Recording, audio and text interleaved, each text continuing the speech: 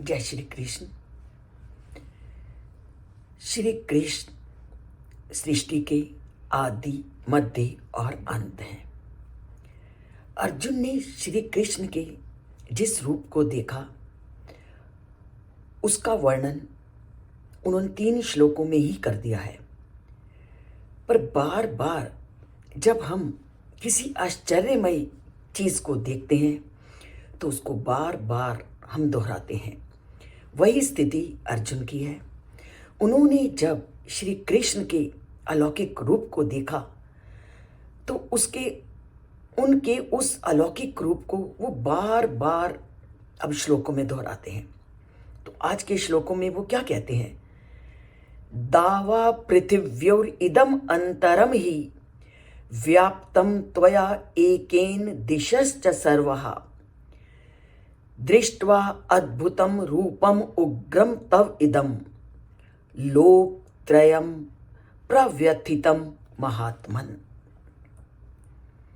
तो क्या मतलब है इस श्लोक का?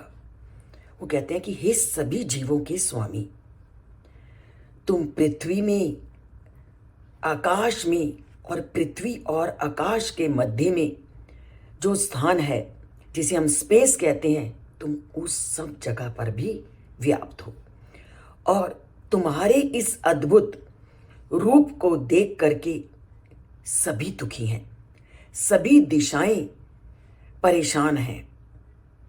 अब यह प्रश्न का उठना स्वाभाविक है कि अन्य किसी ने तो श्री कृष्ण के इस विराट रूप को नहीं देखा, तो वो अन्य सब दुखी क्यों हैं, सब परेशान क्यों हैं? तो इसका क्या मतलब होगा? आप जरा सोच के देखो कि जब अन्य लोगों ने श्री कृष्ण के विराट रूप को देखा ही नहीं तो सभी लोग दुखी क्यों हैं, परेशान क्यों हैं? तो इसका क्या मतलब है कि परमात्मा के जो बनाए हुए जो नियम हैं वो अटल हैं, उनका पालन करना सभी के लिए जरूरी है। तो भगवान के बनाए नियमों का उल्लंघन ना हो पाए या उनसे कोई त्रुटि ना हो पाए, तो इसलिए वो लोग पर अंदर से दुखी होते हैं कि हम उनके नियमों का अच्छी तरह से पालन करें। और इसको आप अपने मन में ही सोच के देखो कि जब आपको किसी कार्य को करने का अवसर मिलता है तो आपके मन में एक ना चाहते हुए भी भय रहता है कि जब मेरा ये कार्य मैं करूं तो उसमें कहीं कमी तो नहीं आ जाएगी। इन सब चीज़ों से व्यक्ति हमेशा डरता रहता है। तो परम पिता परमात्मा तो सबको काम देने वाले हैं और सब अपने काम को जब करते हैं तो उनके अंदर एक भय समाया होता है कि उनके इस काम में कभी भी कोई कमी ना आ जाए। तो इस कारण सभी दिशाएं दुखी हैं, परेशान हैं कि वह अपने कर्तव्य का पालन सही तरह से कर सके। और दूसरा, ये श्लोक हमें कर्म के प्रति, कार्य करने के प्रति सचेत करता है कि संसार का कार्य जो है वो ईश्वर प्रदत्त नियमों के अधीन होता है। हम जो भी कार्य करते हैं उसके जो फल होते हैं वो संचित होते रहते हैं। आप ये मत सोचो कभी कि हम जो कार्य कर रहे हैं उसे कोई नहीं देख रहा। वो परम पिता परमात्मा सबके कार्यों का लेखा जोखा रखता है। आप जो भी कार्य करोगे उसके जो संचित फल है वो हमेशा आपके साथ चलेगा।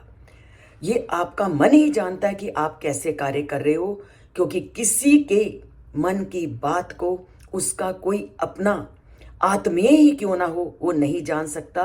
वो व्यक्ति केवल स्वयं ही जान पाता है कि वो क्या कर रहा है।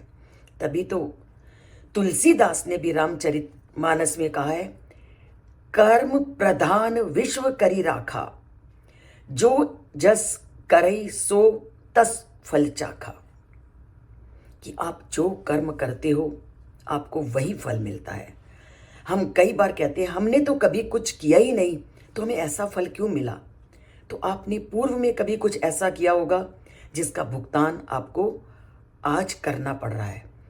तो आपके कर्म हमेशा ऐसे हों कि कभी भी आपको उसका बुरा फल ना मिले।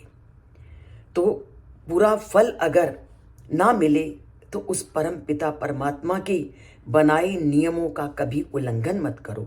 उस परम पिता परमात्मा के नियमों का सुचारू रूप से पालन करो, तो आपको आपका मन चाहा फल अवश्य मिलेगा।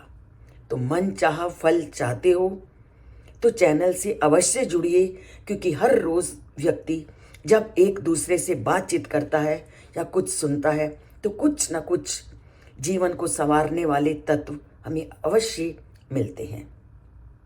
तो जिन्होंने चैनल को सब्सक्राइब नहीं किया तो कृपया उसको सब्सक्राइब कीजिए, और थोड़ा भी लाइक, अगर आपको अच्छा लगता है तो लाइक करना मत भूलिए। तो उससे भी आपकी एक कर्म करने की जो भावना है वो उत्पन्न होगी। तो करते हैं आज से उस परम पिता परमात्मा के साथ अपना नाता जोड़ते हैं, और चैनल से जुड़ करके चैनल को सब्सक्राइब और लाइक करते हैं। जय श्री कृष्ण।